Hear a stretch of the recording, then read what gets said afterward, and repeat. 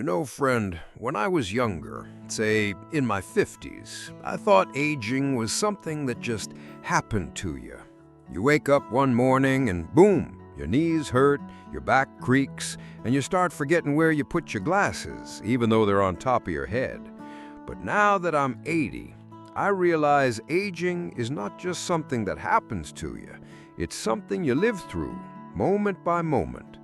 And if you're lucky, really lucky, you get to learn how to live through it with grace, humor, and maybe even a little bit of stubborn joy. Let me tell you something I don't share with just anyone. I spent the last 5 years of my 70s rethinking everything I thought I knew about life. You'd think by 75 you've seen it all, but oh friend, life keeps surprising you. Sometimes with a soft breeze, sometimes with a full-blown storm. There was a time not too long ago when I found myself standing in front of the bathroom mirror, staring at my reflection. The man looking back at me had wrinkled skin, thinning white hair, and a pair of eyes that had seen the death of friends, the birth of grandkids, and the long, slow erosion of energy. And yet, he was still standing, still here. And I said to myself out loud, "Paul, you old dog, you've made it. But don't think for a second this is the finish line." I started to change the way I looked at my days. I made a rule, no more wasting time on things or people that drain me. That's something I wish I'd learned earlier. In your 60s, 70s, and certainly by the time you hit 80, you don't have time for nonsense. You don't have time for people who don't value you, for regrets that weigh on your chest at night, or for fruit that isn't sweet anymore. Life should taste like a ripe peach in August, juicy, messy, and full of flavor. One morning, I was sitting on my porch, same chair I've had for years, sipping coffee out of my world's best grandpa mug. I watched a squirrel dart across the yard like it was late for something important. I chuckled and whispered, "Slow down, buddy, you'll get there." And in that moment, it hit me. This is what peace feels like. Not the absence of noise, but the absence of need. I didn't need to be anywhere else, impress anyone, or chase anything. I was enough, just as I was. And that's the thing, friend. After 60, you start to strip away all the false layers. You stop pretending to like jazz if you don't. You stop wearing shoes that pinch. You stop saying yes when you mean no. You become a more honest version of yourself, not because you've changed, but because you finally returned to who you were before the world told you who to be. Now, that doesn't mean everything is roses, no sir. There are hard days. There are mornings when my knees feel like they've rusted overnight. Days when I miss my wife so much, I swear I can smell her perfume in the hall. I talk to her sometimes, not out loud. Well, sometimes out loud. And if that makes me crazy, then I suppose I'm the happiest crazy man you'll ever meet. I remember a moment, clear as a bell, when I was sitting at the kitchen table with a stack of bills and a shaky pen in my hand. My grandson had just told me I should switch to online banking. "Grandpa, it's faster, safer, smarter." But I looked at that screen and all I saw was confusion. Too many buttons, too many chances to screw it up. So I stuck with my checks. Took me 20 minutes to write one, but by God it was legible, and when I mailed it, I smiled. That's what aging has taught me. Do what works for you, not what the world says is trendy. I started gardening again, too. Not the big plots I had in my 50s, but just a few pots on the back deck. Some basil, cherry tomatoes, a sad-looking rosemary plant that refuses to die. There's something healing about dirt under your fingernails, something real. When you're 80, you want things that are real. No frills, no filters, just truth. My neighbor, Judy, she's 83 and sharper than most folks half her age. She comes over on Tuesdays, and we sit outside, drink iced tea, and talk about the neighbors like we're hosting our own little radio show. Last week, she said, "You know, Paul, Aging gracefully is about knowing when to fight and when to surrender. I nodded because that hit me right in the chest. You fight for your health, your joy, your family, but you surrender to the things you cannot control, like gray hair, slower steps, and the fact that the music your grandkids listen to sounds like robots screaming. One thing I wish more folks would do in their 60s and 70s is laugh, really laugh. Not that polite giggle, but a full-bellied, face-crinkling, tear-inducing laughter. I laugh a lot these days. I laugh when I forget why I walked into a room. I laugh when I burn my toast. I laugh when my hearing aid whistles and my grandson thinks it's a new ringtone. Laughter is the cheapest, most effective medicine I know. And believe me, I've had enough prescriptions to compare. You know what else I've learned? The value of rest. Not laziness, rest. Taking a nap at 2 p.m. doesn't make you useless. It makes you wise. I used to feel guilty if I wasn't doing something productive. But now I realize that listening to birds, sipping tea, and just being present is the most productive thing I can do. Stillness is underrated. Now, friend, I want to tell you about an afternoon that changed the way I think about aging.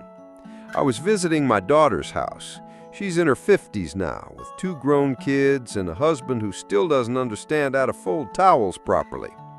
I sat on the porch swing while they bustled around planning some birthday thing, and I just watched them. Watched my daughter laugh, the same laugh she had when she was 5. Watched my grandson stretch out his long legs and joke about how old he felt turning 25. And I thought to myself, they don't know yet. They don't know how fast it goes. That's the tragedy and the beauty of it. Youth doesn't know its own fleeting magic, but we do. We elders, we remember. We carry those moments in our hearts like treasures. And if we're lucky, we get to tell stories like this one, and maybe, just maybe, help someone appreciate what they have while they have it. So I speak a little slower these days, but every word matters. I walk a little slower too, but I see more. I see the way the leaves shimmer in the afternoon light, the way a child's laugh cuts through noise like a song, the way kindness never grows old. That's something I've come to understand deeply. Kindness is timeless.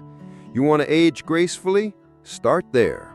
Be kind to yourself, to your aching knees, to your forgetful mind, to your neighbors who play their music too loud.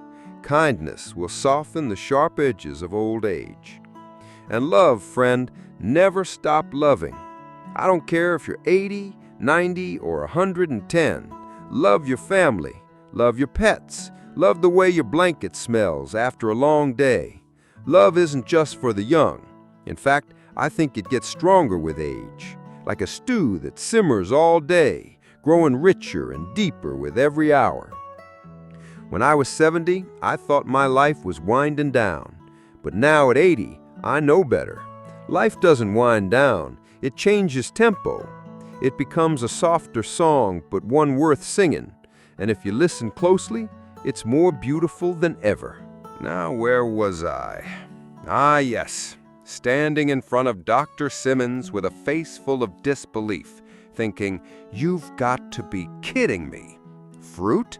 The same stuff I used to slice up for my wife, lay out for my kids, pop in my mouth while watching Sunday baseball? That was my enemy? But the old doc wasn't joking. Paul, you're not 30 anymore. What worked for your body back then might be working against it now. I chewed on that idea, literally and mentally. And over the next few weeks, I started noticing things, subtle things, like the ache in my calves after breakfast, the sluggishness by mid-morning. My balance, not what it used to be. One time I reached down to tie my shoe and nearly tipped like a 2-legged bar stool. So I went back to my food journal, the same one Dr. Simmons scowled at, and looked at what I'd been eating. Every morning, banana with my cereal, sometimes grapes mid-morning, a slice of pineapple here, a juicy apple there. All healthy, right? Wrong. That's when I made the change. It wasn't easy, let me tell you. Giving up fruits you've known for decades is like breaking up with your high school sweetheart. But you gotta do it when she's wrecking your knees. I started replacing those sugary fruits with other options. Berries, avocado. Yes, it's a fruit, believe it or not. Even good old tomatoes. And guess what? The difference didn't slap me in the face overnight, but it crept in like a soft morning breeze. One day, I realized I'd walked from the front porch to the mailbox and back without needing to rest on the garden bench. The next, I took 2 steps at a time going up to my bedroom. That old ache in my thighs, quieter than my neighbor's yappy chihuahua after he lost his bark collar. And my grandson Ricky, he noticed too. "Grandpa," he said wide-eyed, "you're walking faster." "You bet I am, kid. Fruit betrayed me, but I fought back." We laughed about it, but deep down I was thankful. Because strength in your legs at 80, that's freedom. That's dignity. That's being able to dance a little jig when no one's watching, or stand tall when everyone is. Now, don't get me wrong. I'm not saying all fruit is the enemy, but you've got to be smart about it. Tailor your plate to your age, not your nostalgia. I was talking to Martha, my neighbor across the street. She's 83, but has the energy of a hummingbird on espresso. And she said, "Paul, I've been eating peaches by the truckload. Is that bad?" So I sat her down, made her a cup of chamomile, and told her everything. And wouldn't you know it, a few weeks later, she came back and said, "My knees don't scream as loud anymore." That's the thing about getting older. We don't just age, we accumulate wisdom. And wisdom, my friend, is useless if we don't share it. So here I am, spilling my story to you like a warm pitcher of lemonade. Unsweetened, of course. You ever noticed how no one warns you about this stuff? They'll tell you about blood pressure, cholesterol, and sugar, but not about how that sweet apple could be messing with your muscle endurance. Why? Because nobody wants to demonize fruit. It's nature's candy, after all. But if nature's candy is slowly taking away your ability to stand without wobbling, to walk without grabbing every piece of furniture like it's your lifeline, then we've got to ask some tough questions. I remember my cousin Earl. Now, he was a proud man, Marine, boxer, worked construction into his 70s. But Earl had a sweet tooth, and he never met a mango he didn't like. He called me once, said, "Paul, I don't get it. I'm eating clean, doing my stretches, but my legs feel like Jell-O." I asked him to read me his food list over the phone. By the time he hit the 3rd fruit smoothie with banana, pineapple, and apple, I cut him off. "Earl," I said, "you might as well be injecting syrup into your veins." He argued at first. We all do when something we love gets put on trial. But 2 months later, he called me again. Different tone. He said, "You were right. Switch to blueberries and avocado. I can climb the stairs again without thinking I need a life alert." That's when I knew this wasn't just me. It was all of us. Seniors, we've been fed a half-truth. Yes, fruits are natural. Yes, they have vitamins. But too much sugar, especially from certain fruits, slows your circulation, weakens your muscle recovery, and affects your nerves, all of which hit your legs the hardest. And it's not just about standing, it's about staying independent, about not fearing the shower because you might slip, about walking into a room without holding the walls like you're ice skating on linoleum. People don't understand the fear that comes with weakness. That fear of falling isn't silly, it's survival. And anything that chips away at our strength, chips away at our confidence, our laughter, our joy. I remember a day, clear as glass. I sat on the porch and looked at the sun setting. Legs felt good, no tremble, no pain. I sipped some iced herbal tea, and a robin landed on the railing, bold as brass. And I thought, man, this is what living feels like. That's the gift of strong legs at our age. It's not about vanity, it's about peace, stability, dignity. So if giving up a few fruits gives me that, worth it. Every bite I don't take is another step I can take. Another day I don't need a cane. Another night I sleep without worrying if my knees will catch me in the morning. And you can have that too. Just remember, what's sweet on your tongue might be sour for your stride. Don't be fooled by the gloss and the glow. Pick wisely, eat smart, and listen to your body. It's got more to say than your TV doctor ever will. Now, I know this has been a long talk, but sometimes the longest chats are the ones that change our lives the most. And if you're still with me, well, friend, you're exactly the kind of person I love sharing my story with. You've got the heart, the patience, and the spark to make your golden years truly shine. Just don't let a banana sneak in and steal your thunder. And if this old man's story helped you even a little bit, why not share it on? Share it with someone who's limping through life thinking it's just old age.